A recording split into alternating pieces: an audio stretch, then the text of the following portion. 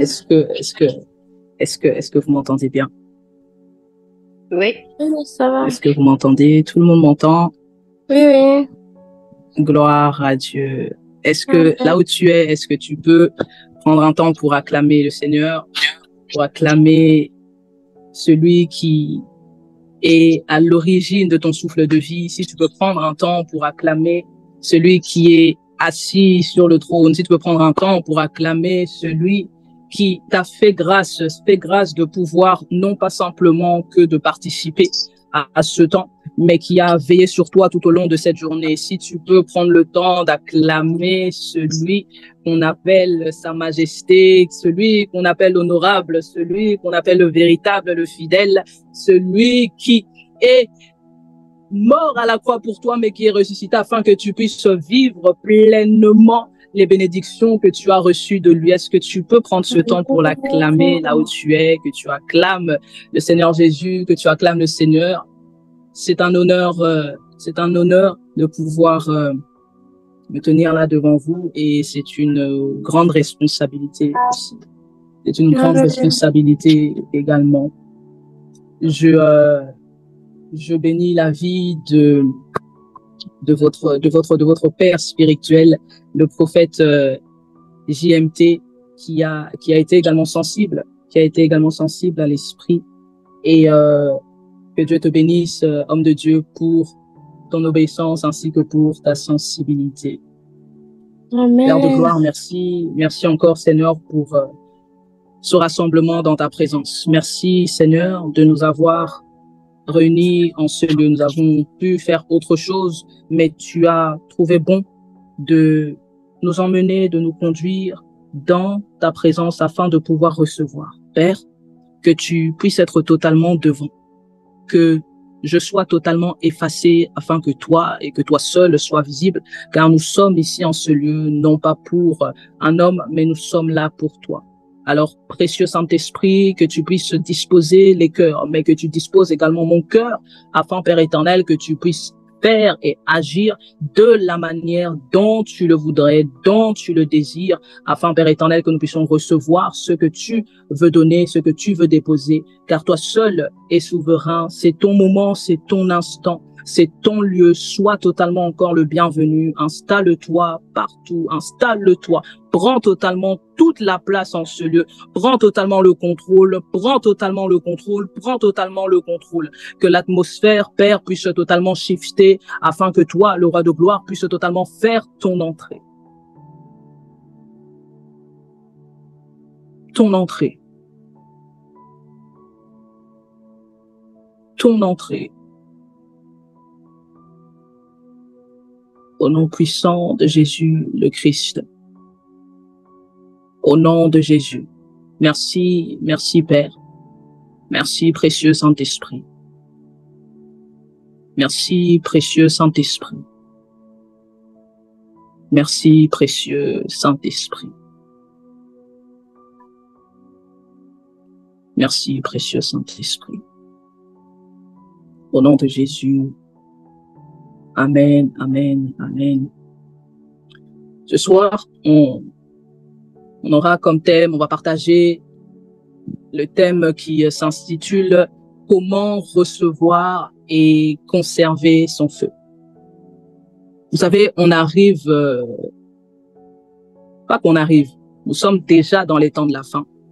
Nous sommes dans les temps de la fin, et il est véritablement important que nous ne soyons pas simplement que des chrétiens, que nous ne disons pas simplement que nous sommes chrétiens ou que nous sommes en Christ, que nous restons en fait au stade de là où nous sommes, mais en ces derniers temps, dans les derniers temps dans lesquels on se trouve, il est également impératif de pouvoir conserver le feu que le Seigneur dépose et nous libère, que ce soit en fonction des saisons, que ce soit en fonction de ses plans, que ce soit en fonction de ses desseins. Pourquoi? Parce que il est important que tu prennes conscience que le feu de Dieu, ce n'est pas pour tes beaux yeux, ce n'est pas pour le plaisir qu'il te donne à chaque fois son feu en fonction des saisons, en fonction des directives, en fonction de ses agendas, mais c'est pour en fait un but. Dieu ne fait jamais rien sans but, et toute chose qu'il fait c'est pour lui, pour sa gloire, pour le royaume, pour l'avancement de son royaume. Et donc, il est important déjà que tu puisses en fait prendre conscience de ça, que chaque fois que Dieu te libère son feu, que Dieu vient déposer un feu nouveau pour une nouvelle dimension, pour une nouvelle saison, sache que ça va être de ta responsabilité de pouvoir conserver ce feu. De pouvoir conserver ce feu. Et donc ce soir, par sa grâce, le thème sera de comment recevoir et conserver son feu. Mais, précieux Saint-Esprit, je pense qu'on va plus aller beaucoup plus dans la direction plutôt de conserver.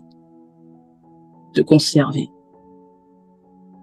La référence biblique de ce soir se trouve dans Romains, chapitre 12, au verset 11. Romains, chapitre 12, au verset 11. La Bible dit, « Ayez de l'empressement et non de la paresse. Soyez fervents d'esprit. Servez le Seigneur. » Je répète, « Ayez de l'empressement et non de la paresse. Soyez fervents d'esprit. Servez le Seigneur. » Que Dieu bénisse sa parole. Avant de pouvoir aller plus loin, j'aimerais m'attarder sur le contexte de cette parole. Ici, c'est l'apôtre Paul qui a parlé. C'est l'apôtre Paul qui a parlé. Et il nous a exhortés à être fervents d'esprit. Maintenant, il nous a exhortés à être fervents d'esprit. Gloire à Dieu. Mais ça veut dire quoi au juste? Tu t'es déjà posé la question de qu'est-ce que ça veut dire au juste d'être fervent? C'est quoi la ferveur? Parce que pour mieux comprendre l'état d'esprit d'être fervent, il faut comprendre ce qu'est la ferveur dont parle l'apôtre Paul dans ce chapitre. La ferveur dont parle l'apôtre Paul, mais j'irai même encore au-delà de l'apôtre Paul, la ferveur dont parle la Bible en elle-même, dont fait mention en fait les Écritures. La ferveur désigne en un seul mot, si je peux résumer en un mot, désigne en fait la température de quelque chose. Désigne lorsque quelque chose est en train de bouillir de l'intérieur. Donc la ferveur, c'est la température. Et lorsqu'on parle de température, on parle également du fait que quelque chose est en train de bouillir, n'est-ce pas? Je vais encore le redire autrement. En donnant un exemple terre à terre. Quand vous mettez de l'eau froide dans une casserole pour ensuite la déposer sur la plaque, qu'est-ce qui va se passer? L'eau va commencer à bouillir de l'intérieur, n'est-ce pas? L'eau va commencer à bouillir de l'intérieur. Et donc, en fait, en d'autres termes, la température de l'eau va commencer à monter, et va commencer à bouillir. C'est ce qu'on appelle, que la langue française l'appelle, c'est ce qu'on appelle l'ébullition. Donc, c'est quelque chose qui est en train de bouillir. Maintenant, cette ébullition de l'eau va provoquer quoi? Va provoquer quelque chose de particulier.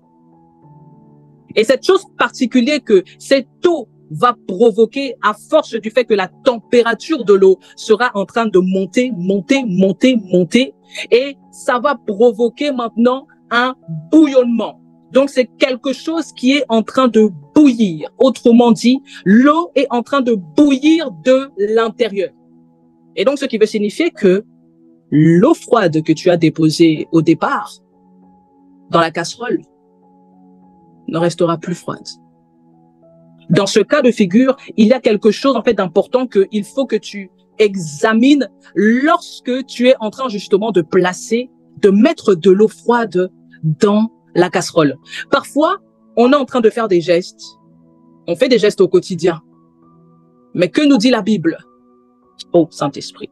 Que nous dit la parole de Dieu? La nature ne vous enseigne-t-elle pas? Parfois, tu es là en train de poser des actes au quotidien sans en fait te rendre compte que Dieu est en train de te parler au travers même des gestes que toi, tu es en train de trouver totalement anodins. Mais ma Bible dit, la nature ne vous enseigne-t-elle pas? Et donc, sache que lorsque tu es en train de faire ce procédé-là, et tu l'as déjà fait plusieurs fois, n'est-ce pas? Tu as déjà rempli plusieurs fois une casserole, tu as mis de l'eau froide, ça a été déposé sur la plaque et ça a commencé à bouillir. Mais tu ne t'attardais pas dessus. Voilà, allez, tu as eu un petit creux, voilà, tu voulais faire des spaghettis, hein, des pâtes et tout, les pâtes bolo. Ouh là là, aujourd'hui, je vais manger la pâte bolo. Je vais manger la pâte bolognaise et tout. Donc, qu'est-ce que tu fais? Là, c'est tu prends la casserole, tu la remplis d'eau, tu déposes sur la plaque. En fait, toi, ton problème, ça ne va pas être, en fait, d'être enseigné même par cette petite chose, même par cet acte-là que tu trouves, en fait, anodin. Pourquoi? Parce que c'est quelque chose que tu répètes ça quotidiennement. Mais là où tu vas en fait attarder, c'est d'attendre que l'eau soit en train de bouillir. Pour faire quoi? Allez, pour venir rajouter tes pâtes. Bah oui, parce que à ce moment-là, bien évidemment, c'est ton estomac qui t'intéresse. Non, oui. Il faut dire ce qu'il y a. T'as déjà préparé le gruyère, le fromage à côté, t'as déjà mis le piment, etc. Tu t'es déjà fait donc ton canevas. Parce que ce qui t'intéresse, c'est même pas d'être enseigné par cet acte-là que tu viens de poser, mais c'est ton estomac, c'est ton estomac. Mais bientôt, de toute façon, tu vas rentrer en jeûne. Donc, tu vas laisser ça un peu. Bientôt, tu vas rentrer en jeûne. Et donc, en fait, tu ne fais pas attention. Tu ne fais pas, en fait, attention aux détails que le Seigneur, en fait, est en train de t'enseigner, même au travers de ce geste-là au quotidien. Mais je prie dans le nom de Jésus que, à partir d'aujourd'hui, que tu puisses en fait te laisser enseigner également par la nature, par les choses que tu es en train de trouver totalement de manière anodine, par les choses que tu es en train de trouver en fait de manière totalement banale. Mais ta Bible dit que la nature ne t'enseigne-t-elle pas? Et donc je prie en fait que tu puisses commencer à être enseignable également par la nature, par ces petites choses, par ces petits gestes-là anodins, parce que sache que Dieu parle tantôt d'une manière, tantôt d'une autre. Et le problème, en fait, que lorsque tu penses que Dieu parle tantôt d'une manière, tantôt d'une autre, tu penses en fait que Dieu parle simplement qu'au travers de sa parole, tu penses que Dieu parle simplement qu'au travers des hommes, tu penses que Dieu parle simplement qu'au travers des louanges. Oh Seigneur Jésus, je t'adore. Tu penses en fait que Dieu parle seulement de manière limitée. Mais Dieu te dit que même la nature t'enseigne. Et donc, ça veut dire quoi? Que Dieu parle également au travers de la nature, au travers des gestes au quotidien que tu es en train de faire. Et donc, c'est à toi de pouvoir, en fait, être assez, comment est-ce que je peux dire ça? C'est à toi de pouvoir, en fait, être assez attentif au quotidien. Même dans tes gestes, que tu peux banaliser, que tu peux voir ça de manière totalement anodine. Parce que rien qu'au travers de l'eau là que tu es en train de placer dans la casserole, de l'eau froide que tu es en train de placer, là-bas se trouve également la profondeur de ce qu'est la ferveur, justement. La profondeur de ce qu'est la ferveur. La profondeur de ce qu'est être fervent. Et donc, la température de l'eau va commencer à monter, à bouillir, jusqu'à ce que il y a l'ébullition. Et ensuite, cette ébullition-là va créer encore quelque chose. Ça va créer encore une dose, en fait, au-dessus. Ça va créer maintenant le bouillonnement, ce qui va emmener dans la direction maintenant que l'eau va commencer à bouillir. Bouillir. Mais maintenant, l'eau est en train de commencer à bouillir d'où? Pas de l'extérieur, est en train de commencer à bouillir de l'intérieur. Est en train de commencer à bouillir de l'intérieur. Et donc, en fait, dans ce cas de figure, comme tu le faisais pas avant, mais maintenant, tu vas commencer à le faire, n'est-ce pas? Tu vas commencer donc à observer maintenant. Quand tu vas commencer à mettre, quand tu vas commencer à prendre la casserole, tu vas commencer à prendre la casserole, tu vas remplir pour les spaghettis. Tu vas plus aller seulement t'asseoir et commencer à attendre seulement que l'eau bouillisse. Mais tu vas quand même, observer. Observe maintenant qu'est-ce qui se passe. Observe. Si tu peux être patient pour attendre que l'eau commence à bouillir. Après, tu déposes les pâtes. Tu peux également aussi prendre cette patience-là et pour pouvoir observer ce que Dieu veut t'apprendre au travers de cet instant-là. Toi, tu vas penser en fait que tu es fou. Tu vas penser à te dire, donc en fait, moi, au lieu d'aller m'asseoir, au lieu de vite fait aller commencer à mettre play sur Netflix, sur Amazon Prime. Ouh là là, Amazon Prime. Est-ce que tout le monde ici a Amazon Prime? Moi j'ai Amazon Prime. Moi j'ai Amazon, moi j'ai Netflix, j'ai YouTube, donc j'ai pas Disney Channel, j'ai pas j'ai pas Disney. Et donc, au lieu en fait que tu ailles t'asseoir, te précipiter à manger, tu peux également aussi prendre ce temps-là et juste pour observer la nature, observer en fait comment est-ce que Dieu est capable de parler même au travers d'une casserole que tu remplis d'eau pour tes spaghettis. Et lorsque tu vas commencer à observer, tu vas remarquer beaucoup de choses. Tu vas remarquer en fait justement ces étapes-là de l'ébullition, du bouillonnement, etc., etc.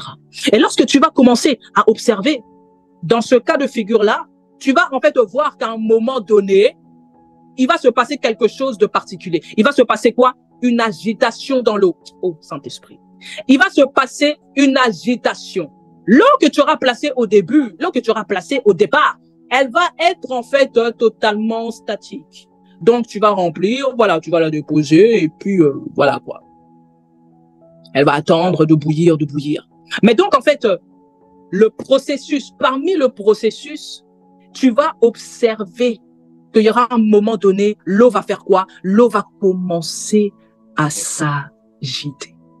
L'eau va commencer à s'agiter. Autrement dit, il y aura une agitation qui va commencer à se faire de l'intérieur. Oh, ça. Il y aura une agitation qui va commencer à se faire de l'intérieur. Et donc, lorsqu'il y a en fait une agitation est généralement accompagnée comment est-ce que je peux dire ça? Une agitation est généralement ensuite accompagnée d'une éruption. Voilà, d'une éruption. C'est c'est quand tu es en train de voir, par exemple, un volcan, il y a un moment donné, le volcan, il fait quoi? Oh, Saint-Esprit. Il y a un moment donné, le volcan, il va faire quoi? Quand il va se réveiller, il va commencer à s'agiter. Il y aura donc une éruption. Et donc, en fait, il y aura, en fait, une espèce, en fait, d'effervescence, en fait, qui va commencer à se réveiller. Il y aura, en fait, un boom. Une effervescence, en fait, il y aura un truc, en fait, boum. Et c'est ce qui se passe avec également un volcan. C'est ce qui se produit également avec l'eau là que tu as placée dans la casserole pour tes spaghettis. Et c'est ce qui se passe également dans ce moment-là, durant cet instant-là. Et c'est pour ça que tu vas observer une agitation. Il y aura une éruption. Il y aura en fait une espèce en fait d'effervescence en fait qui va commencer à s'agiter. Qui va commencer à s'agiter. Maintenant, ça va créer quoi? Ça va créer ce qu'on appelle un feu. Un feu, en fait, va commencer à être activé. Va commencer à s'activer. De par, en fait, ces processus-là. De par ces processus-là, il va commencer à s'activer de l'intérieur. De l'intérieur. Et l'eau froide ne restera plus. L'eau froide que tu auras mis au départ, n'est-ce pas qu'elle ne reste plus froide? Mais tu t'es jamais posé la question de pourquoi est-ce qu'elle ne reste plus froide? Toi, ce qui t'intéresse, c'est seulement tes spaghettis. C'est seulement de plonger les spaghettis dans l'eau, d'attendre que ça cuise, de rajouter ta sauce bolo ou ta sauce, carbonara, etc., jambon, machin, tic, tic, et de rajouter le gruyère et d'aller t'asseoir devant Netflix et de pouvoir aller manger. Mais en fait, tu ne remarques même pas. Tu ne fais pas attention. Tu ne prends pas en fait ce temps-là de te laisser enseigner par Dieu. Dieu ne parle-t-il pas tantôt d'une manière, tantôt d'une autre? Tu as déjà eu l'habitude de dire cette parole-là. Oh Seigneur, tu parles tantôt d'une manière, tantôt d'une autre. Oh Seigneur, oh parle-moi aujourd'hui. Mais il y a des fois là où Dieu veut te parler au travers d'une casserole. Au travers d'une casserole. Mais toi, tu attends donc que Dieu te parle par les songes, par les visions. Si Dieu va décider de te dire, moi je vais te parler au travers d'une casserole, je ne vais pas t'envoyer de songe aujourd'hui. Je t'enverrai pas de songe. Et tu vas aussi ne pas recevoir de songe aussi. Pourquoi? Parce que Dieu est souverain. Il fait ce qu'il veut. S'il veut te parler par songe, il te parlera par songe. S'il veut te parler par vision, il te parlera par vision. S'il veut te parler au travers d'une casserole avec de l'eau qui est remplie, il va te parler au travers d'une casserole avec de l'eau qui est remplie. Qui est remplie. Et donc, cette étape-là, de l'eau froide, du départ, ne peut plus, ne pourra même plus, c'est impossible qu'elle va rester froide. Pourquoi? Parce que elle aura reçu en fait le processus, cette étape-là, une éruption. Elle aura reçu en fait une décharge qui va sortir en fait de l'intérieur. De l'intérieur. Et maintenant, oh Saint-Esprit,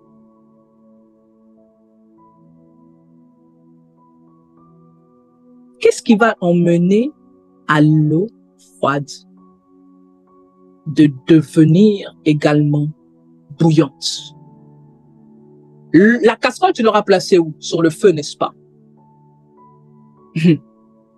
Le feu appelle le feu. Tout comme le fer aiguise le fer. Le livre de Proverbes. Le feu emmène le feu. Pour que cette eau que tu as déposée au départ, qui était froide, pour qu'elle puisse en fait atteindre cette dimension-là, ce niveau-là, il faut en fait qu'il y ait eu un feu de départ qui l'a emmené, qui l'a projeté, qui l'a propagé, qui est en train de la tirer vers le haut, afin que, à son tour, elle devienne également fervente, afin qu'à son tour, elle devienne également un feu, afin qu'à son tour, elle puisse également bouillir et devenir également un feu, comme l'auteur qui est en train de l'emmener justement à devenir un feu. Et c'est-à-dire par la plaque de feu. Un glaçon ne peut pas emmener de l'eau froide à chauffer. Pourquoi? Parce que de la même manière que le feu appelle le feu, le froid appelle le froid. Le fer aiguise le fer. Et donc, pour que tu puisses en fait atteindre une dimension, il faut que tu te connectes à celui qui est déjà fervent. Il faut que tu te connectes à celui qui est déjà fervent. Pour que l'eau froide puisse devenir bouillante, il faut qu'elle soit connectée à quelque chose qui est déjà en feu, à quelque chose qui est déjà fervent, à quelque chose dont la température est déjà chaude, à être en fait embrasé par celui qui est déjà embrasé. Saint-Esprit, j'avais dit, de préférence qu'on va directement dans comment conserver. Mais là, tu es déjà en train de dire, en fait, comment recevoir le feu.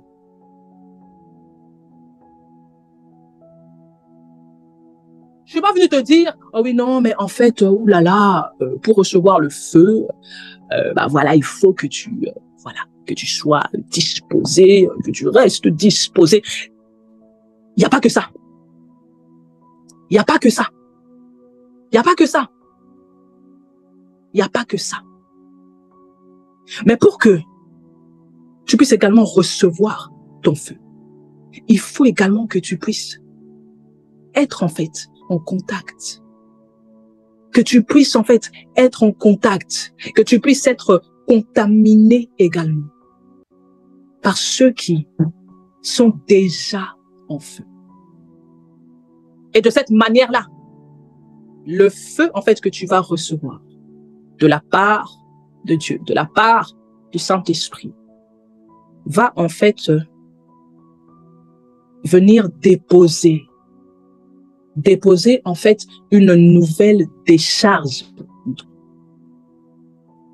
Une nouvelle décharge en toi qui va t'emmener à bouillir davantage, qui va t'emmener à éruption, à grandir en fait dans l'éruption, à grandir dans le bouillonnement, qui va t'emmener à bouillir, à bouillir, à bouillir, à bouillir davantage, à bouillir davantage, à bouillir davantage, à être davantage fervent, à être davantage fervent. Pourquoi? Parce que de l'intérieur, quelque chose se passe. De l'intérieur, quelque chose se serait passé. Il y aurait eu une activation qui va faire monter ton feu, qui va t'emmener à bouillir, à être fervent, à être fervent.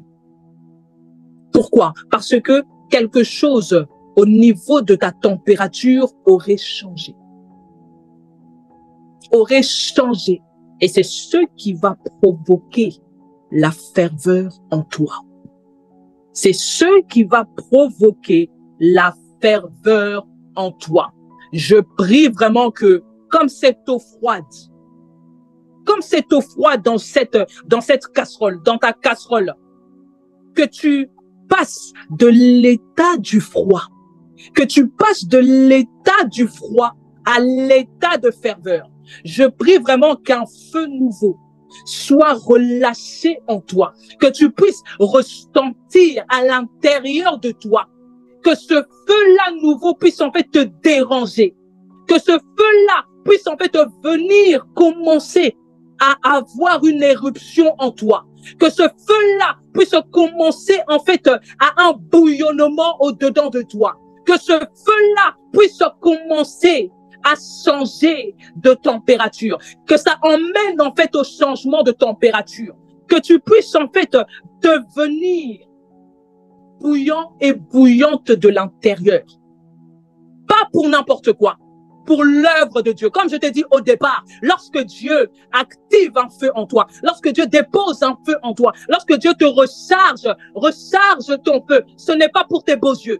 Ce n'est pas pour le plaisir, mais c'est pour son œuvre. C'est pour l'avancement du royaume. C'est pour le service. C'est pour cela que Paul a dit, soyez fervents d'esprit. Servez le Seigneur.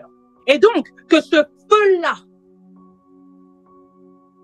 t'emmène encore plus loin dans l'œuvre pour Dieu, t'emmène à le servir encore plus, t'emmène à t'occuper encore plus des choses d'en haut, t'emmène à t'occuper encore plus des choses d'en haut, à t'occuper des intérêts du royaume. Que ce feu-là, Père, que ce feu-là soit déposé, soit déposé au nom de Jésus. Au nom de Jésus.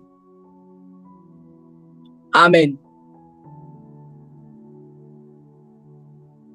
Donc, ce que l'apôtre Paul, au travers en fait de ce verset, ce que l'apôtre Paul en fait au travers de ce verset est en train de nous dire, nous les lecteurs de la Bible, n'est-ce pas? N'est-ce pas, tu es lecteur de la Bible? Hein, mais il faut plus être simplement que lecteur. Faut pas être simplement lecteur. Donc, ce que l'apôtre Paul est en train de nous dire dans Romains chapitre 12 au verset 11, Paul est en train de nous dire, en fait, d'être engagé pour le Seigneur, d'être engagé pour le royaume de Dieu, d'être engagé pour servir les intérêts de Dieu, d'être passionné. Lorsque nous sommes fervents, c'est la passion. C'est la passion qui est derrière. C'est la passion, en fait, qui nous anime. C'est la passion pour le Seigneur. C'est la passion pour les âmes. C'est la passion pour servir Dieu. C'est la passion pour les intérêts du royaume. C'est la passion pour les choses d'en haut. C'est la passion, en fait, à ce que tu recherches premièrement. Matthieu 6, 33. Cherche premièrement le royaume. C'est la passion pour la justice de Dieu. C'est la passion pour que tu recherches la justice. Comme Jésus t'a dit de chercher premièrement le royaume et la justice de Dieu. Ce que Paul est en train de nous dire au travers de ce verset, au travers de cette parole, il te dit d'être engagé pour le Seigneur. Il te dit d'être passionné, d'être quelqu'un de passionné, d'être ardent. Tu vois quand la parole dit, le monde attend avec un désir ardent, d'être ardent dans les choses de Dieu, pour les choses de Dieu, pour les âmes, pour le ministère, pour l'église, peu importe, mais tout ce qui est en rapport avec le Seigneur, tout ce qui est en rapport pour lui. Je l'ai dit au début, Dieu ne fait jamais rien sans but. Et tout ce qu'il fait, le seul but, c'est lui. Le seul but, c'est lui. C'est lui, lui, lui et lui seul. Ses intérêts à lui. Oui, Dieu est ironique. Il est ironique. Moi, pourquoi je ris avec mon père? Oui, je ris avec lui. Je ris avec lui parce qu'il est drôle. Il est drôle, il est marrant, il est drôle. Parfois, je dis, ah!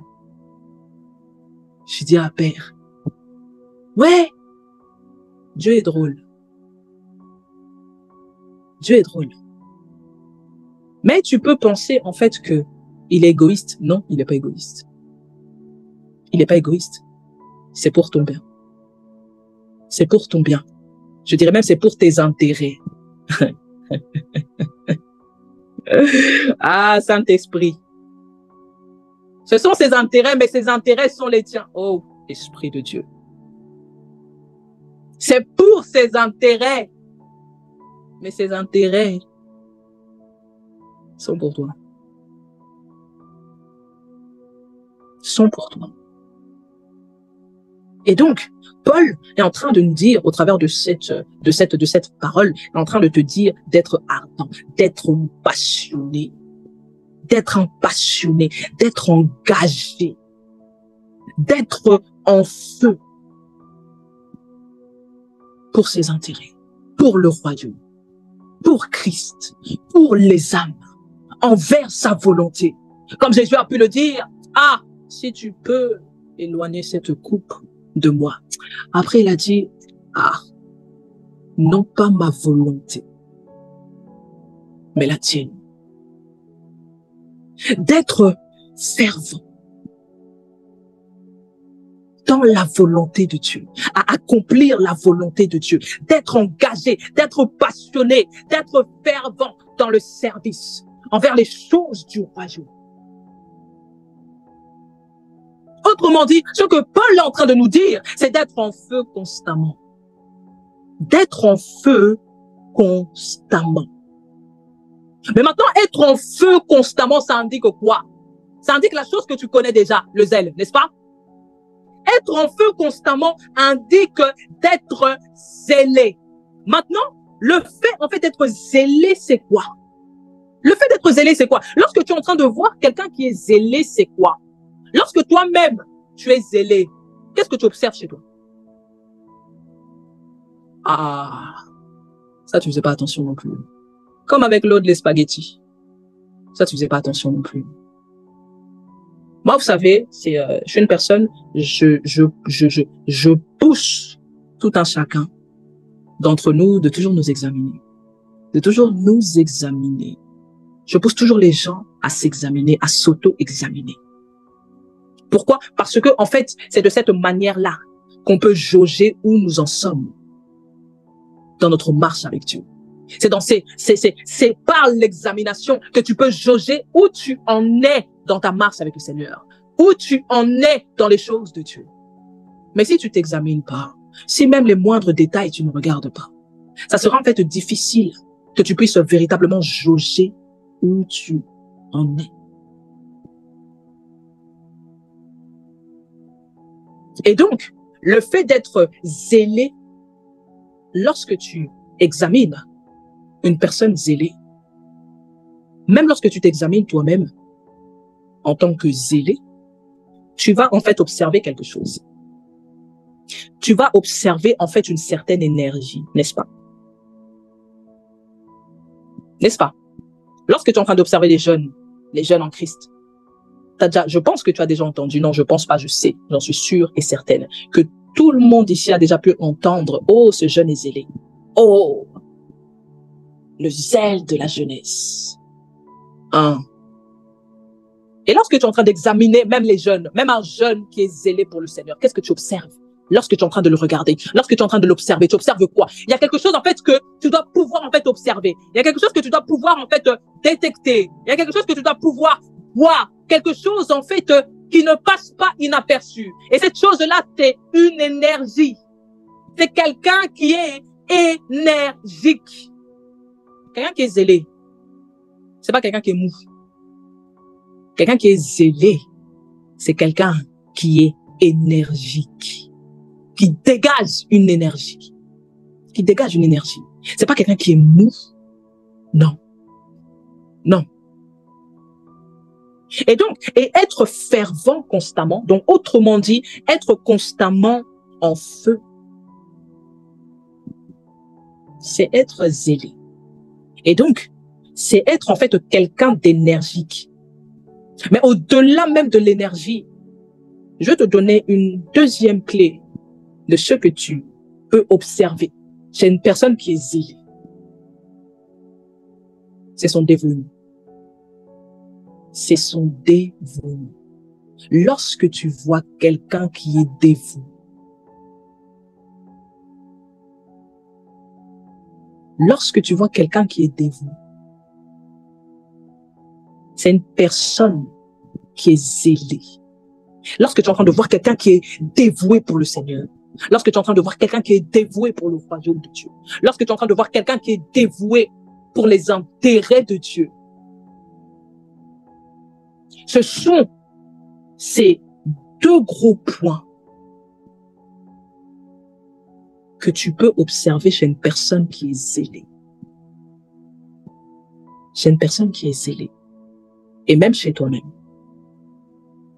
Et donc, oui, tu l'as compris. Tu peux observer si toi-même tu es zélé ou pas pour le Seigneur. Si toi-même tu es zélé ou pas pour le Seigneur. Tu peux observer à quel niveau se trouve ton zèle pour Dieu.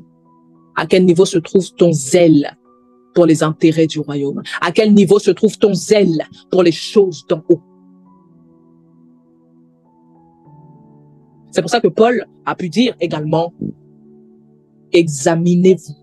Il avait parlé afin de pouvoir voir si tu as encore la foi. Mais l'examination, c'est dans un tout.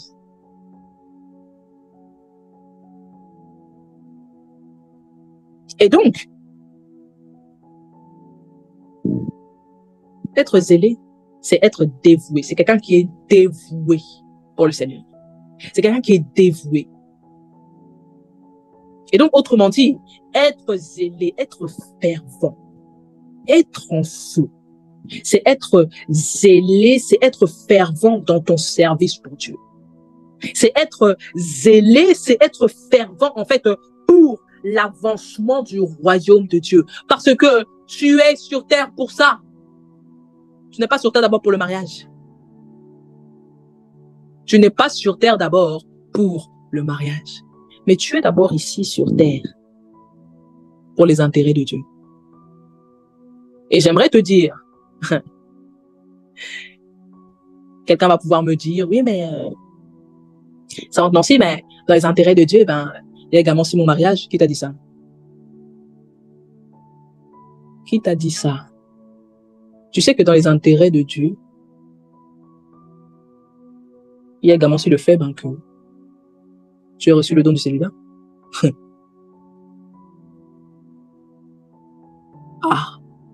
Ah, ah, ah, oui. Est-ce que ça ne reste pas ses intérêts? Oui. Mais Dieu n'a jamais dit que ses intérêts, ça ira toujours dans le sens à te faire plaisir. Ah. Lorsque Dieu avait dit à Abraham, j'ai bien précisé dit, il n'a pas demandé. Il n'a pas demandé. Il a dit à Abraham de quitter la maison de son père. C'était une situation qui allait être inconfortable pour Abraham. Mais l'inconfort était l'intérêt de Dieu pour Abraham. L'inconfort était l'intérêt de Dieu pour Abraham. Et donc, c'est là que tu comprends en fait que les intérêts de Dieu ne sont pas toujours roses. Ne sont pas toujours roses.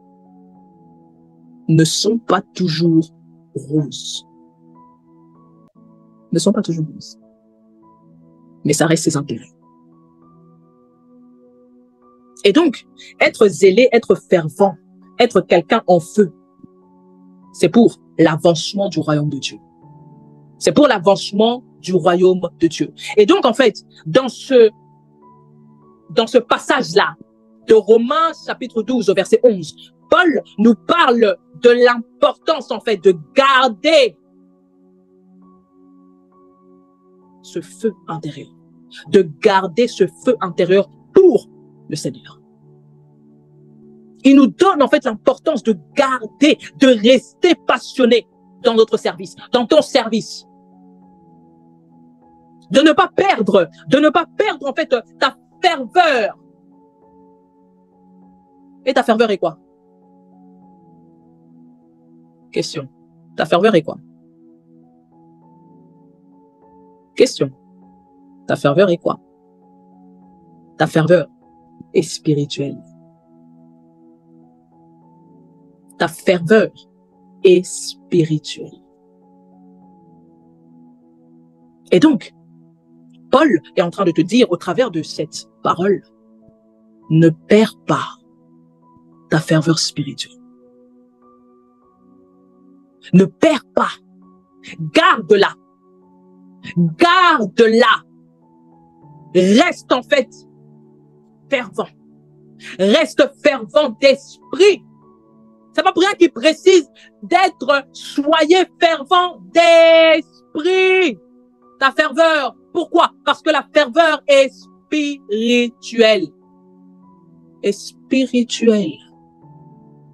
Et cette ferveur-là t'emmènera à poser des actes dans le physique. Autrement dit, soyez fervents d'esprit, point, servez le Seigneur. Saint-Esprit. Le spirituel, c'est ce qui va t'emmener à manifester, à poser des actes dans le physique. Et parmi les actes à poser, ça va être dans le service. Autrement dit, servez le Seigneur. Romains chapitre 12, verset 11. Romains chapitre 12, verset 11. Et donc, Paul est en train de préciser cela. Et donc, en fait, Paul est en train de nous faire comprendre, est en train de te faire comprendre que cette ferveur, que ce feu-là, que ce zèle-là, c'est pour servir le Seigneur. C'est pour servir le Seigneur. Autrement dit, soyez fervents d'esprit, servez le Seigneur. Donc, l'importance, en fait, de ton feu, c'est pour que tu puisses continuer à servir le Seigneur. Même lorsque tu es découragé, même lorsque tu es fatigué, même lorsque tu es épuisé. C'est pour cela que la Bible dit, je puis tout par celui qui me fortifie. Et celui qui te fortifie, il te fortifie comment, à ton avis? par le feu. Par le feu. Par le feu. Et donc, si tu n'es pas quelqu'un qui demande à être fortifié, tu ne recevras pas le feu qui te maintiendra dans le service, sans bouder, sans te plaindre, sans râler, sans tirer la tronche jusqu'au plus profond de la carte géographique. C'est quoi le fond là? Juste au fin fond du nord, du nord-ouest, du nord-sud, de tout ce nord là, tout ce qui est au fond là. Sans tirer la tronche, sans te retrouver en fait au fin fond de l'océan, sans en fait que quand tu vas servir Dieu, tu tires la tronche. C'est pour cela que tu as besoin d'être fortifié, d'être renouvelé par son feu. Pourquoi? Parce que c'est son feu qui t'emmènera à le servir avec passion. C'est son feu qui t'emmènera à le servir avec passion. Et cela, peu importe ce qui peut se passer dans ta vie. Vous pensez que si Jésus avait regardé à sa vie, Seigneur, je n'ose même pas imaginer que si Jésus avait regardé à sa vie, mais toi et moi, on ne serait pas là. On ne serait pas là. Mais il a choisi d'être ferme. Il a choisi de rester également en feu, de servir Dieu le Père, de servir ses intérêts, de servir le royaume. Mais s'il avait suivi, toi et moi, on ne serait pas là. Et donc, ce feu-là, ce zèle, c'est pour servir le Seigneur. C'est pour être zélé. C'est pour que tu sois en feu. Pour que, au travers de ce feu, au travers de cette ferveur-là, que tu puisses continuer à réussir à servir le Seigneur, mais maintenant de manière constante. La constance. La constance. Et Paul vivait cette, comment dirais-je, Paul vivait cette exhortation, voilà. Paul vivait cette exhortation qu'il adressait en fait aux chrétiens de Rome, parce que il était en train de parler aux Romains. Et donc, il vivait cette exhortation qu'il était en train d'adresser aux chrétiens de Rome. L'histoire de Paul, voilà, je ne veux pas revenir dessus, mais il est passé de Saul de Tarse à Paul. Et donc, après sa rencontre avec le Seigneur Jésus sur le chemin de Damas, oui, pas sur le chemin, non, pas sur le chemin de Kin, non, pas sur le chemin de Brazza, non. C'était sur le chemin de Damas, hein. C'était sur le chemin de Damas. Et donc, après sa rencontre avec le Seigneur Jésus sur le chemin de Damas, Paul n'était plus jamais le même. Il n'était plus le même. Il n'était plus le même. En dehors de sa rencontre avec le Seigneur, qui a rencontré, qui a transformé radicalement sa vie, oui, en dehors de sa rencontre avec le Seigneur, qui a changé radicalement sa vie, qui a transformé. Parce que Dieu est le Dieu de transformation, il n'est pas le Dieu de changement. Je vais le répéter. Dieu est le Dieu de transformation. Dieu n'est pas le Dieu de changement. La transformation, la différence entre la transformation et le changement, c'est que la transformation est radicale. Le changement, comme son nom l'indique, changement. Aujourd'hui, tu peux être de bonne humeur. Tu connais ça, hein? Ah, aujourd'hui, tu es de bonne humeur. Demain, voilà.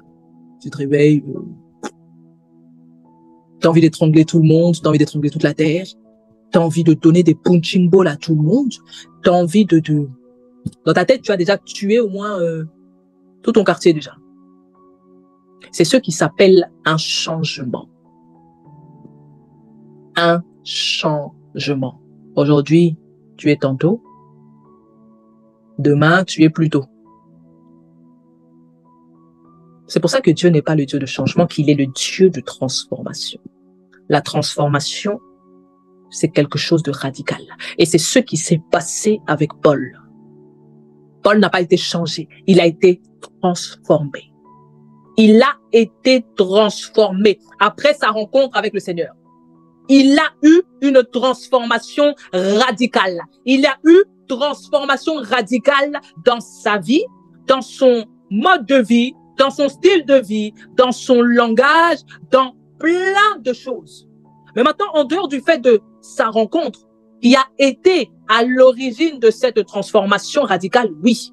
Mais en dehors de ça, il lui a fallu également maintenir cette transformation. Il lui a fallu maintenir cette transformation au quotidien. Et comment, à votre avis, cela a été possible? Comment est-ce que cela a été possible? Oui, vous allez certainement me dire, voilà, par et avec l'aide de sa majesté, de mon précieux Saint-Esprit, du glorieux, de l'honorable Esprit de Dieu. Oui, oui, oui, oui, parce que sans lui, c'est mort. Mais je parle au-delà de la participation du glorieux Saint-Esprit. Au-delà donc de la participation de l'aide de l'Esprit, de pouvoir maintenir cette transformation au quotidien, il y a eu également un feu qui a été déposé en lui. Et ce feu-là l'a fait en fait maintenir cette transformation au quotidien. C'est pour cela que Paul a pu dire que ce n'est plus lui qui vit. Au Saint-Esprit, ce n'est plus moi qui vis, mais c'est Christ qui vit en moi. En dehors du fait de sa rencontre avec le Seigneur, qui l'a emmené justement à être transformé radicalement. Et donc à partir de là, oui, ce n'est plus lui qui vit, mais c'est Christ qui vit en lui. Et le fait que Christ a pu continuer à vivre en lui, c'est par le feu que Paul a reçu et qu'il a pu maintenir sa transformation au quotidien, afin que ce soit toujours Christ qui vive en lui et non plus lui. Mais il y en a, là aujourd'hui c'est Christ, 2 jours après ça va être lui, 4 jours après, bon ben voilà, ça va être un peu Christ, ça va être un peu lui, ça va être un peu sa chair, ça va être un peu... Et donc, parce que il y a un problème. Dans ce cas-là, c'est qu'il y a un problème dans le fait de conserver son feu. Et Paul a su conserver son feu. A su conserver son feu. C'est ce qui lui a permis également que ce ne soit plus lui qui vive, mais que ce soit Christ qui vit en lui. Et donc, Paul vivait cette exhortation. Il vivait cette exhortation. Ce feu-là, ce feu qui brûlait dans son âme, ce feu qui brûlait à l'intérieur de lui, n'avait en fait jamais faibli. Pourquoi? Parce que il maintenait son feu, il conservait son feu. Il le conservait au quotidien. Il le conservait au quotidien. Est-ce que vous avez déjà lu dans les Écritures, Paul a pu dire, aujourd'hui je me suis levé du pied gauche, aujourd'hui j'ai pas envie de servir Dieu, j'ai pas envie de servir le Seigneur, mais bon, allez, je le fais. Vous avez déjà entendu Paul parlait comme ça. Mais combien d'entre nous, sur la terre des vivants, là, en tant que chrétiens, vous avez déjà pu entendre ce langage-là? Combien? Combien? Même le doigt de ta main, là, avec tes orteils en supplément, ça ne serait pas assez pour les compter. Ça ne serait pas assez pour les compter. Et en fait, ça doit en fait pouvoir te faire mal d'entendre ça. Ça doit pas en fait t'emmener à rire. Ça doit pas t'emmener toi-même également aussi à te pousser en fait à... Voilà. Ouais, je peux pas servir Dieu. Mais, on fait seulement et après, combien vous avez déjà pu entendre ce genre de langage? Beaucoup de fois. Beaucoup de fois. Beaucoup de fois. Beaucoup. Beaucoup. C'est parce que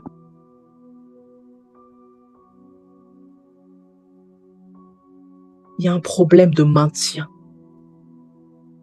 à conserver son feu chez certaines personnes. Chez certaines personnes.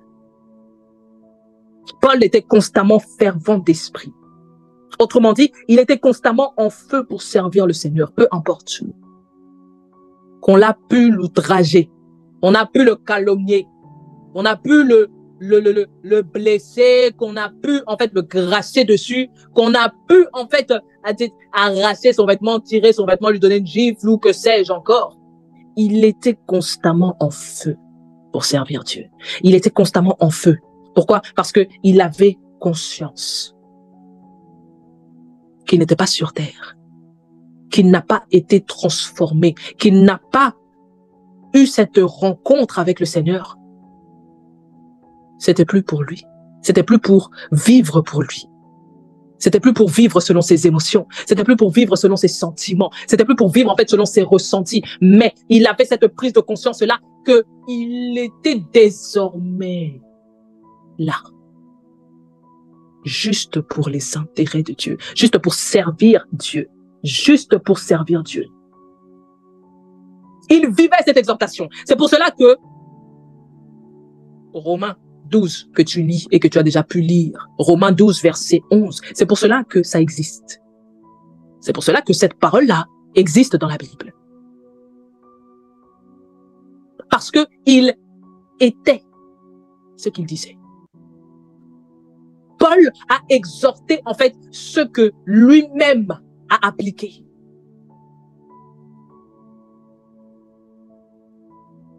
Et que c'est parce que il a lui-même appliqué cette ferveur-là, ce feu-là. Le fait d'être constamment en feu pour le Seigneur. Le fait en fait d'être ardent pour le Seigneur. Qu'il a été quoi? Comment on dit? Lorsque quelqu'un est légitime, c'est ça, voilà. Qu'il a été en fait en légitimité d'enseigner cela aux chrétiens. D'enseigner cela aux chrétiens de Rome. Pourquoi? Parce que ce n'était pas juste un simple message, mais parce qu'il était devenu lui-même le message. Sa vie parlait pour lui. Sa vie parlait pour lui. Et lorsque quelqu'un est lui-même le message qu'il donne, l'impact sera beaucoup plus grand dans la vie des gens, dans la vie de ceux qui le suivent, dans la vie de ceux qui l'écoutent. Là, je parle de Paul, mais regardez simplement notre Seigneur et Sauveur Jésus. Regardez. Pourquoi jusqu'à aujourd'hui, malgré les critiques, il impacte des centaines de millions, de milliards de vies. En dehors du fait qu'il soit Dieu, bien évidemment, en dehors du fait que toute chose a été faite par lui et que rien sur la terre n'a été fait sans lui. En dehors de ça. Oui, parce qu'il faut bien que je parle en dehors de ça, sinon ça serait la triche. Je ne parle pas de cet aspect-là de qui il est. mais je parle de l'aspect. Quand il était sur la terre des vivants, quand il était sur la terre. Car Jésus, lorsqu'il était sur la terre, il ne donnait pas juste des messages, mais il était lui-même à chaque message qu'il donnait.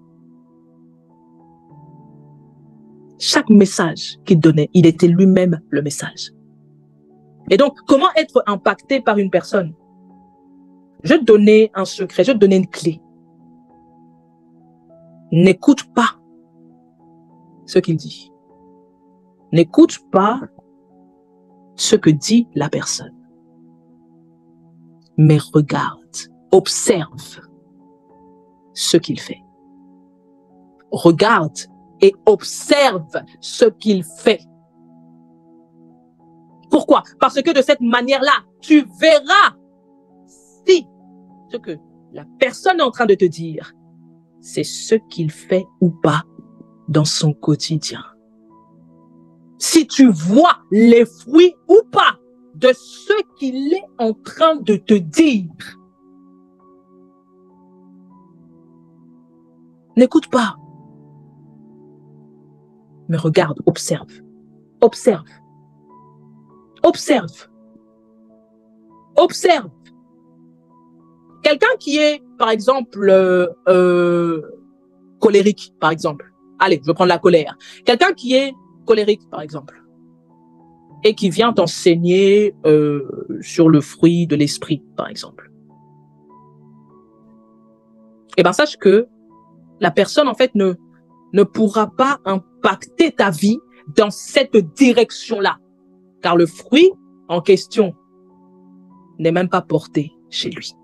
Car le fruit en question n'est même pas développé chez lui. Car le fruit en question n'est même pas visible chez lui. Et donc, il lui sera en fait impossible d'impacter ta vie. Il va parler en fait sur base tout simplement de la théologie. Il va parler simplement que sur base de la théorie. Il va parler simplement que sur base en fait de, voilà, parce que il a lu dans la Bible le fruit de l'esprit. Mais, grand colérique, donc en fait à côté de la définition de colère, de colérique, c'est sa photo. Grand colérique, grande colérique.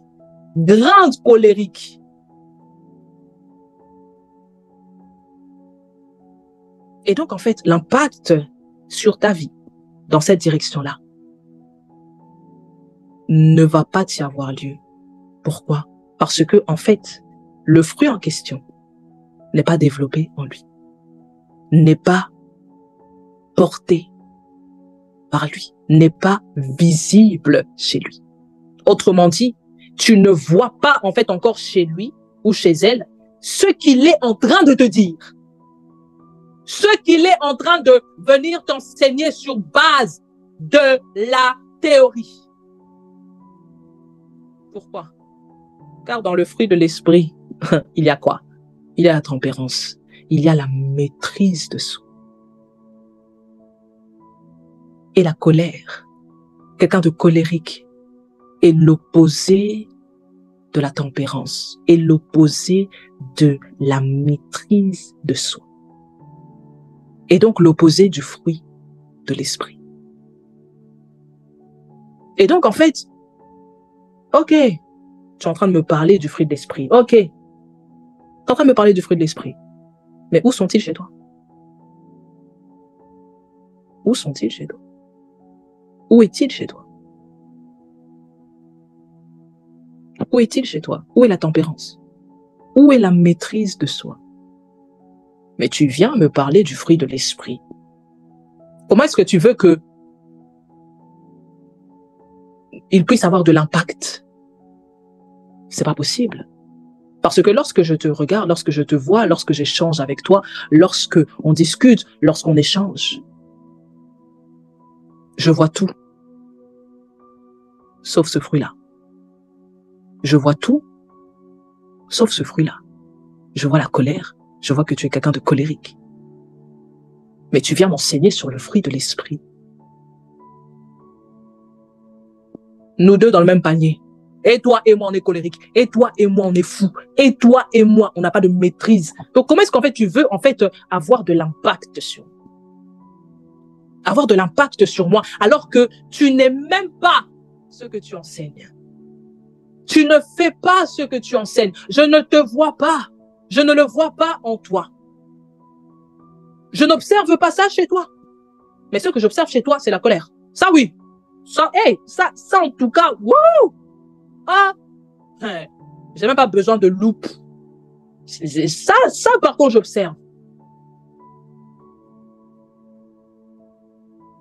Vous voyez? Et Paul, c'est pour ça que je précise que Paul vivait, il était le message qu'il donnait, qu'il adressait aux Romains. Et donc, pour pouvoir être impacté, et comment être impacté par quelqu'un, n'écoute pas ce qu'il dit. Regarde, observe. Regarde, observe. Si ce qu'il est en train de dire, c'est ce qu'il vit, c'est ce qui se passe dans sa vie. C'est ce que tu vois, c'est ce que tu observes, c'est ce que tu analyses lorsque tu es en train de regarder cette personne, lorsque tu es en train de regarder ce serviteur, lorsque tu es en train de regarder cette servante de Dieu, lorsque tu es en train de regarder ce ministre de Dieu. N'écoute pas seulement ce qui est en train de se dire, mais analyse, regarde, jauge, observe. Est-ce que ce qui est en train d'être dit, est-ce que tu es en train de le voir dans sa vie? Est-ce que tu es en train d'observer cela dans sa vie? Est-ce que tu es en train d'observer cela dans sa vie? Et c'est alors que si c'est le cas, c'est alors en fait que l'impact va avoir lieu dans ta vie, va t'emmener à vouloir en fait te réajuster, va t'emmener à vouloir voilà. Comment en fait conserver son feu? Là, j'ai parlé en fait de recevoir. Comment recevoir également le feu? D'être disposé également dehors, vraiment. Là, j'ai parlé vraiment en dehors, d'être en fait disposé, simplement, d'être disposé. Mais il n'y a pas que la disposition. Il n'y a pas que la disposition de cœur. Parce que il y a le fait de recevoir, mais ça ne suffit pas, il faut conserver maintenant. Et on n'a pas trop de problème à recevoir le feu. On n'a pas trop le problème, on n'a pas trop de problème à recevoir son feu. Mais la difficulté est plutôt de l'entretenir, de comment conserver le feu que tu as reçu. Que tu as reçu. Parce que le recevoir, c'est une chose. Mais le conserver en est une autre. En est une autre. En est totalement une autre. Le feu, en fait, de ce soir. Le feu de ce soir. Ce thème-là, qui est en train d'être parlé, qui est en train d'être partagé, c'est pour la conquête. C'est pour la conquête. C'est pour la conquête. Pourquoi? Parce que beaucoup ont perdu leurs ailes. Beaucoup ont perdu leurs ailes. Et le fait de conserver son feu est primordial pour un réveil. Souvent, on entend souvent, oh non, le réveil, un réveil, il y a un réveil, un réveil, un réveil, un réveil. Mais pour qu'il y ait réveil, ça doit être d'abord précédé par un feu. Ça doit être d'abord précédé par le fait de maintenir constamment, de conserver son feu. Et le feu de ce soir, dans la direction de ce soir, dans la direction de ce thème de ce soir, c'est beaucoup pour la conquête. Autrement dit, le service de Dieu. Parce que beaucoup ont perdu le zèle. Beaucoup ont perdu le zèle. Mais ce feu-là, c'est également pour un réveil dans les nations, te concernant.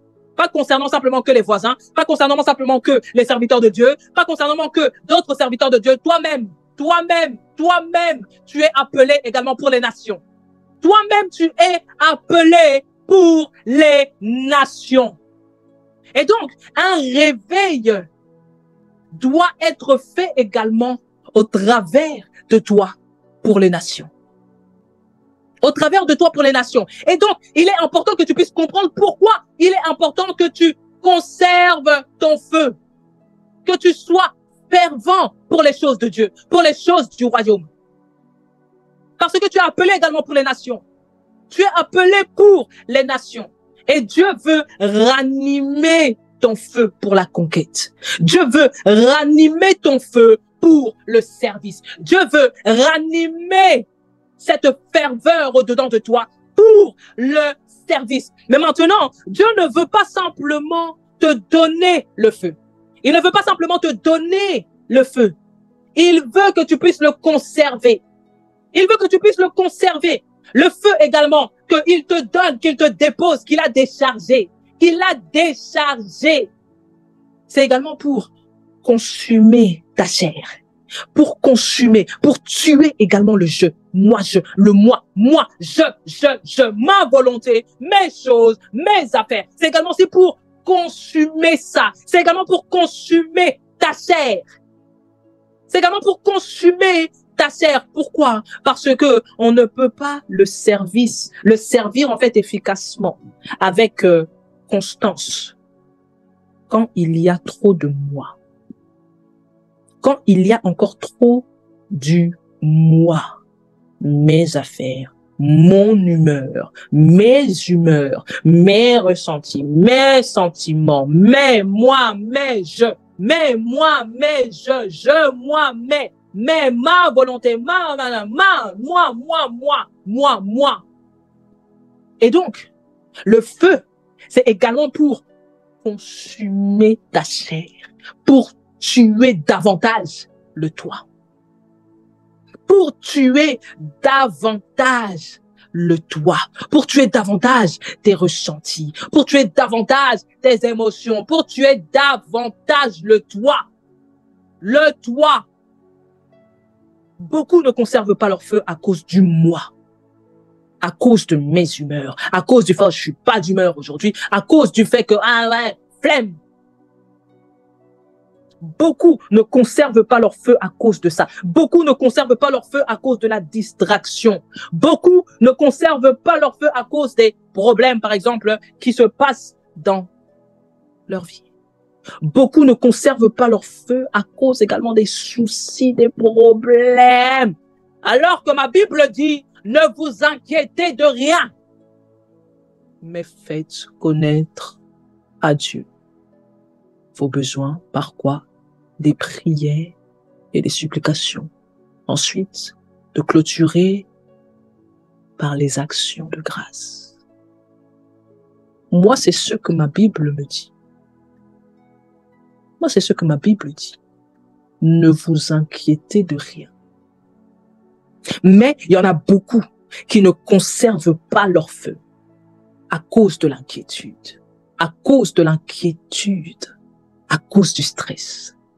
À cause des soucis, à cause des problèmes, à cause de tout ce genre de choses. Beaucoup ont perdu en fait leur zèle. Beaucoup ont perdu leur zèle. Beaucoup. Mais Dieu veut ranimer ta flamme. Dieu veut maintenir. Il veut te maintenir dans le feu pour la conquête, pour le service, pour les nations. Parce que n'oublie pas que le monde attend avec un ardent désir la révélation des fils de Dieu. Ça parle de l'amour, ça parle du caractère de Christ. Et dans le caractère de Christ, il y a la ferveur. Il y a la ferveur. Christ, lorsqu'il était sur terre, il était fervent. Il était en feu. Et donc, dans son caractère, il y a la ferveur. Et c'est également ça que le monde attend avec un ardent désir. La révélation des fils de Dieu. Et donc, le monde attend avec un ardent désir de voir des fils du royaume, de voir des fils du royaume qui sont zélés, de voir des fils du royaume qui sont en feu pour le royaume, qui sont en feu pour le service, qui sont en feu constamment. Parce que sache que il y en a parmi l'agenda divin, parmi l'agenda de Dieu, qui vont venir à Christ également lorsqu'ils vont voir que toi, tu es fervent, lorsqu'ils vont voir que toi, tu es en feu, lorsqu'ils vont voir que toi, tu es zélé, lorsqu'ils vont voir Christ au-dedans de toi, lorsqu'ils vont voir le caractère de Christ développé au-dedans de toi. Et dans ce caractère-là, il n'y a pas que le fruit de l'esprit, il y a également aussi la ferveur. Christ était fervent. Lorsqu'il était sur terre, il était fervent. Et il est toujours d'ailleurs, parce que il est toujours celui qui intercède. Oh, Saint-Esprit, Christ est toujours en train d'intercéder. Oh, Seigneur, il est toujours en train d'intercéder pour toi. Il est toujours en train d'intercéder pour toi. Et donc, il est toujours fervent. Et le monde attend avec un ardent désir de voir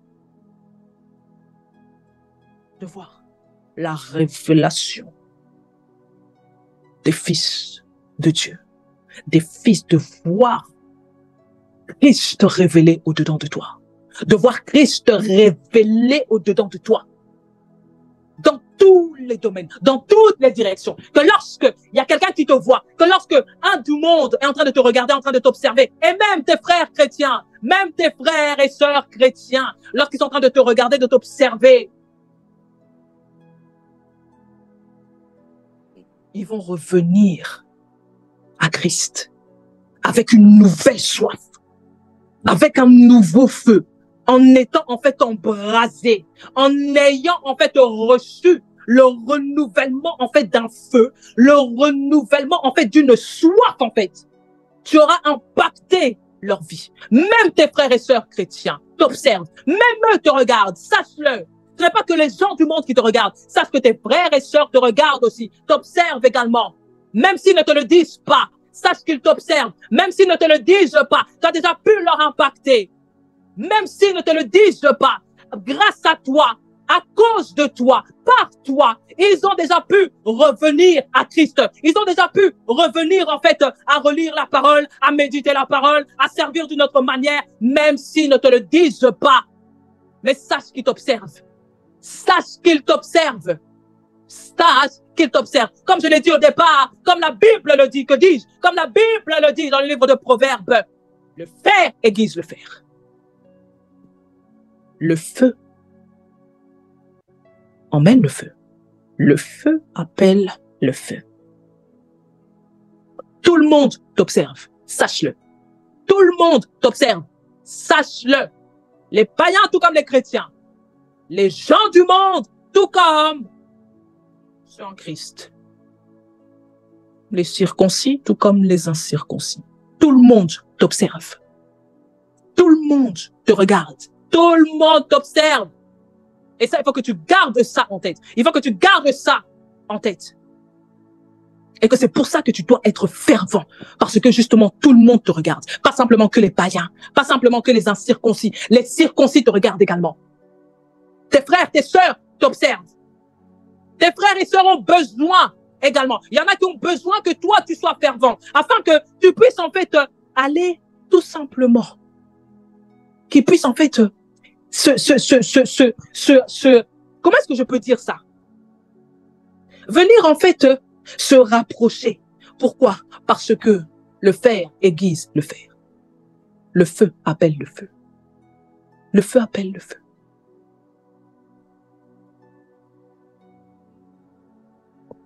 Le feu appelle le feu. Quelqu'un de bouillant va rendre quelqu'un d'autre bouillant. C'est logique. Quelqu'un de bouillant va rendre quelqu'un d'autre bouillant. Quelqu'un de froid va rendre quelqu'un d'autre de plus en plus froid. C'est logique. C'est logique. C'est logique. Ce que tu es, c'est ce que tu vas transmettre. Donc, si tu es quelqu'un de froid, tu vas transmettre ta froideur. Et si tu es quelqu'un de chaud, si tu es quelqu'un de fervent, si tu es quelqu'un de bouillant, c'est ce que tu vas transmettre également. C'est ce que tu transmettras. C'est ce que tu transmettras. C'est ce que tu transmettras. Donc, ranime la flamme du don qui est en toi. Parce que oui, en dehors du fait du feu, il y a également... Moi, c'est pour ça que j'aime beaucoup l'apôtre Paul. On m'a même déjà surnommé Paulette.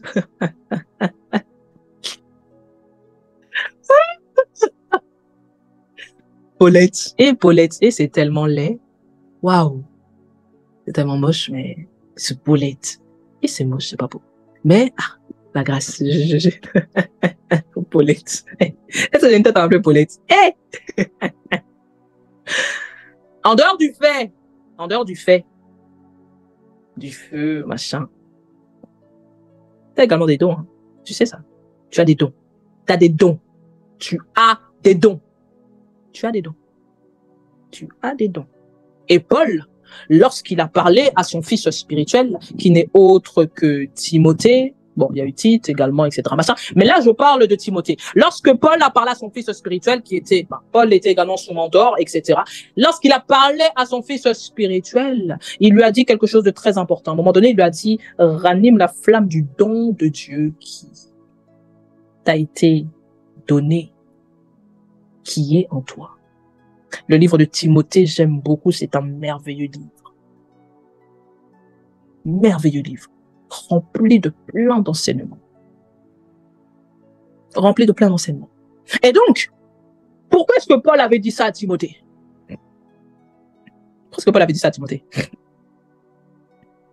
C'est parce que Timothée, il avait perdu à un moment donné. Il avait perdu à un moment donné, en fait, son feu. Il avait perdu, en fait, sa flamme, en fait, était en train de diminuer. Sa flamme avait baissé. Sa flamme avait diminué. Son zèle, la ferveur qu'il avait au départ, n'était plus la même. Et donc, c'est pour cela que Paul, son mentor, en tant que bon mentor qu'il était, en tant que bon père spirituel qu'il était, il l'a dit, mon petit, il y a longtemps, il était guette. T'as intérêt à vite ranimer le feu, à vite ranimer la flamme du don de Dieu que tu as reçu. T'as intérêt, il y a longtemps je te guette, t'as intérêt mon coco à ranimer. T'as intérêt parce que il y a des gens dehors là. Il y a des gens dehors qui t'attendent. Il y a des gens dehors qui ont besoin que tu sois fervent. Il y a des gens dehors qui ont besoin que tu sois en feu. Il y a des gens dehors qui ont besoin que ta flamme soit ranimée. Il y a des gens dehors qui attendent que ton feu se redresse, se rallume. Et Paul, en fait, a rappelé à Timothée de cultiver, de maintenir le don qui lui a été donné. Le don qui lui a été donné. Autrement dit, le don, en fait, qu'il avait reçu de la part de Dieu. Le don. Le don. Et le don, c'est le don également, c'est également aussi un don spirituel, dans la direction également du don spirituel. Et donc, en tant que bon mentor qu'il était, en tant que bon père spirituel qu'il était, il voulait que Timothée ravive son zèle, son zèle, sa passion pour le service de Dieu. En n'oublions pas, en fait, les dons également, les dons spirituels qui étaient en lui, que Dieu a donné, que Dieu a déposé. Et tes dons, sache-le, tes dons, j'insiste dessus, tes dons spirituels sont également d'une nécessité importante pour servir Dieu. Oui, oui, oui, oui. Et donc, j'aimerais dire à quelqu'un, servir Dieu, ce n'est pas uniquement dans l'église. Servir Dieu, ce n'est pas uniquement que dans la prière. Servir Dieu, ce n'est pas uniquement que, par exemple, à la modération. Servir Dieu, ce n'est pas uniquement que dans l'intercession. Mais servir Dieu, c'est aussi avec tes dons spirituels. C'est aussi avec tes dons spirituels que tu as reçus comme dons justement qui viennent de Dieu? Comment est-ce que tu as reçu un don, mais tu t'en sers pas? Et pourtant, les dons spirituels sont faits également et t'ont été donnés pour servir Dieu avec. Pour servir Dieu avec. Pour servir Dieu avec. Et donc, j'aimerais dire à quelqu'un, j'aimerais poser la question à quelqu'un, quels sont les dons spirituels que tu as reçus de la part de Dieu? Quels sont les dons spirituels que tu as reçus de la part de Dieu? Quels sont les dons spirituels qui dorment en toi? Quels sont les dons spirituels qui ont perdu de leur ferveur en toi? Quels sont ces dons-là spirituels? Parce que sache également que tes dons spirituels sont également pour la conquête. Sont également pour la conquête. Autrement dit, Romains chapitre 12, verset 11, soyez fervents d'esprit, servez le Seigneur. Soyez fervents d'esprit, servez le Seigneur. Et donc, servez le Seigneur également avec vos dons spirituels. Non pas simplement que la modée, pas simplement que la modération, pas simplement que à la chorale, à l'église ou dans le chant, pas simplement que à l'intercession. C'est pas pour rien qu'il y a également l'intercession prophétique. C'est pas pour rien qu'il y a également l'adoration prophétique. Le prophétique, là, vous pensez qu'il vient d'où? Vous pensez qu'il sort d'où? Il sort pas de nulle part. Ça figure parmi les dons spirituels. Et donc, oui, tu peux, oh, Saint-Esprit, tu peux être à l'intercession, mais également en utilisant tes dons spirituels. L'intercession prophétique existe. L'adoration prophétique existe également. Le prophétique, c'est un don que tu as reçu. Le prophétique est un don venant de la part de Dieu.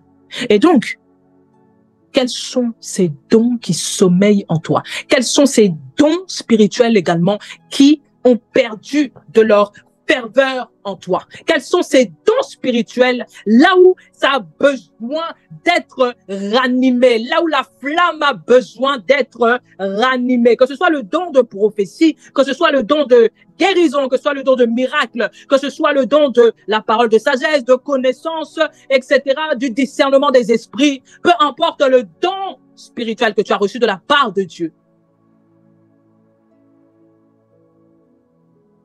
Ranime la flamme. Ranime la flamme.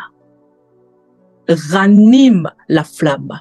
Et si tu fais bien attention, si tu remarques bien, Paul n'a pas dit à Timothée de prier, par exemple, pour recevoir le don. Hein. Non. Paul n'a pas dit également à Timothée, je vais prier pour que tu ranimes la flamme. Non. Paul l'a dit, ranime la flamme. Et donc, autrement dit, c'est une action qui doit venir de toi. C'est une action qui doit d'abord venir de toi. De toi. De toi. Il y a des choses, il y a des situations, hein. J'aimerais te dire, il y a des situations là où il faudrait que tu apprennes à ranimer ton propre feu. À ranimer ton propre feu. Il faudrait que tu te mettes dans des positions là où tu vas te mettre en position pour ranimer ta flamme. Pour ranimer ta flamme. C'est de ta responsabilité. Et c'est ça que Paul a dit à son fils spirituel. C'est de ta responsabilité de ranimer la flamme. C'est de ta responsabilité. Paul a eu sa responsabilité. Il a fait sa part. C'est maintenant de ta responsabilité à toi, Timothée, de ranimer la flamme du don que tu as reçu par imposition des mains que je t'ai faite. Et donc, ce qui veut signifier que tu as ta part de responsabilité. Tu as ta part de responsabilité. Tu as ta part de responsabilité. D'aller en fait attiser, de rallumer, de ranimer la flamme, les dons en toi. Les dons en toi. Et donc, ce qui veut signifier que tu dois apprendre à allumer également ton propre feu. À animer et à allumer ton propre feu.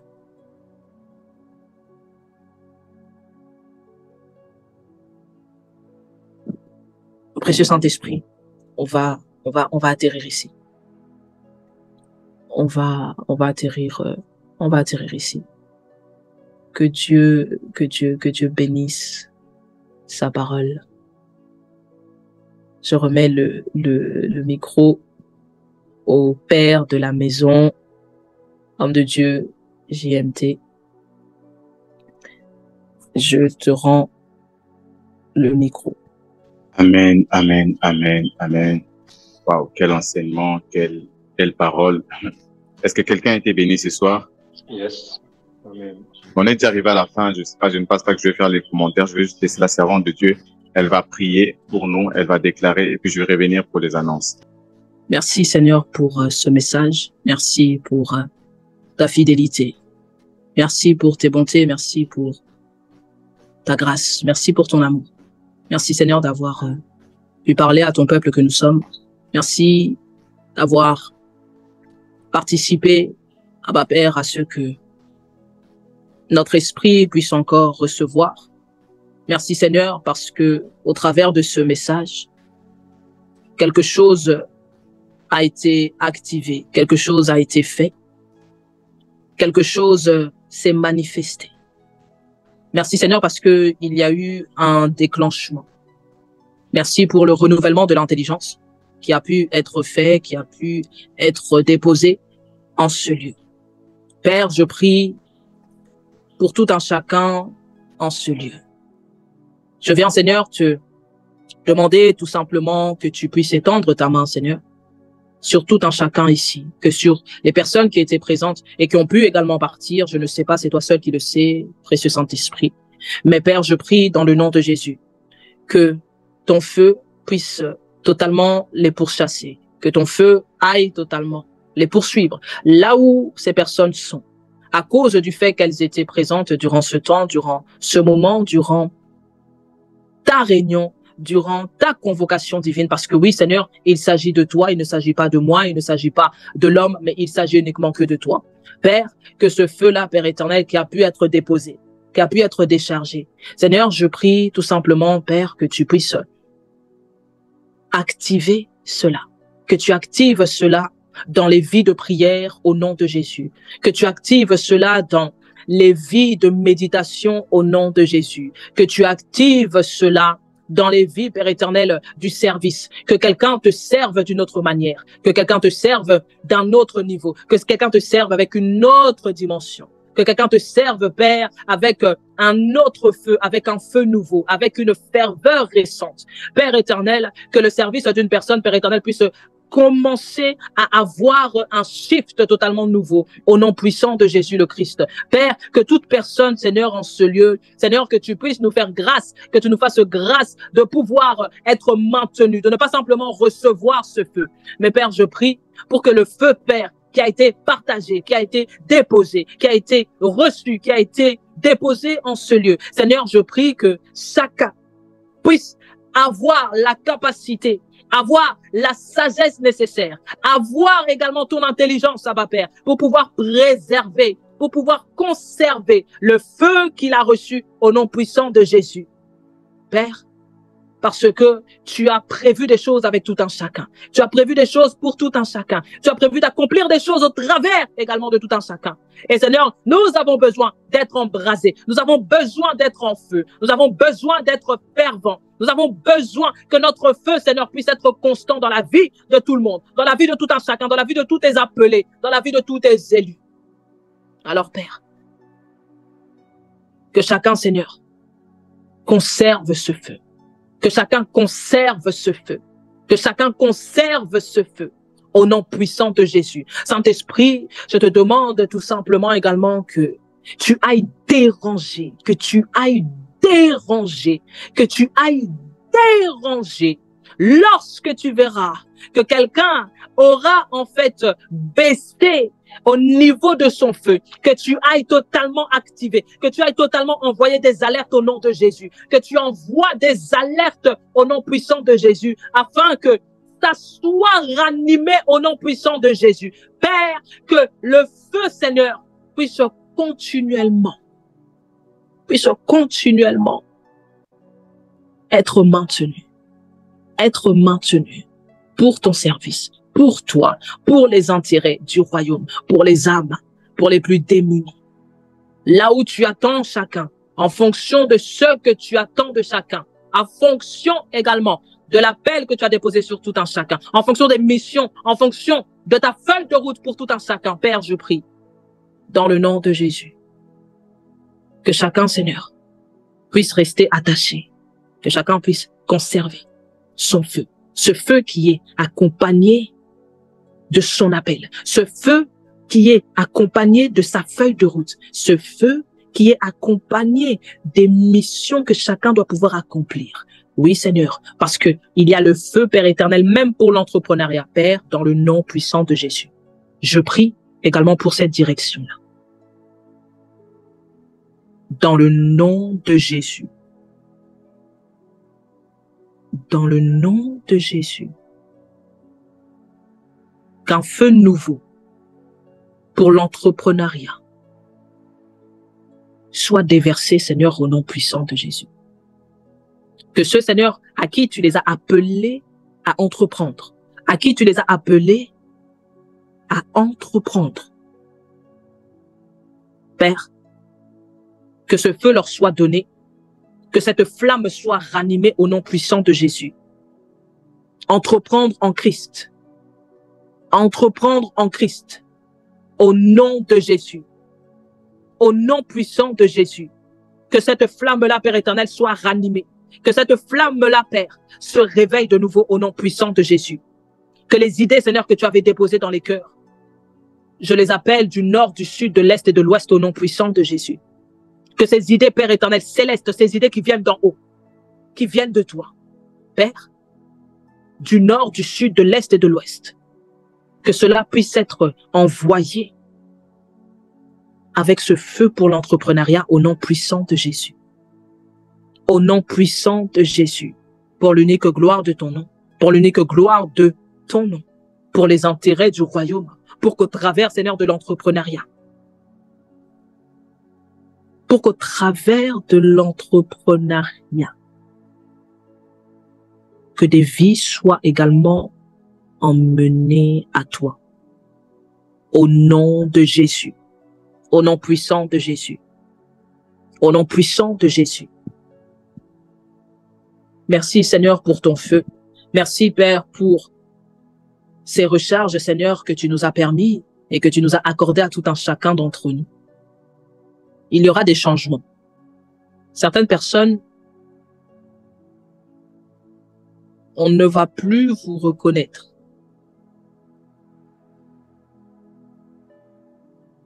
Certaines personnes, on ne va plus vous reconnaître. Vous allez être animés d'un feu. Et ce feu-là qui va vous animer, ça sera un feu dévorant. Un feu dévorant. Un feu dévorant. Afin qu'en fait que là où vous allez aller, les choses que vous allez faire pour Dieu, les choses que vous allez faire pour le Seigneur, va impacter des gens autour de vous. Va impacter des gens autour de vous à cause du feu que vous allez transporter. À cause du feu que vous allez transporter. À cause du feu que vous allez transporter. Ce feu sera visible. Ce feu sera visible. Ce feu sera visible. Ce feu sera visible. Ce feu sera visible. Ce feu sera visible. Au nom de Jésus. C'est dans le nom de Jésus, Père, que nous avons ainsi prié. Et nous te disons merci et Amen, Amen, Amen. Que Dieu bénisse sa parole. Amen. Amen, amen, amen. Gloire à Dieu, gloire à Dieu. Nous sommes vraiment arrivés à la fin.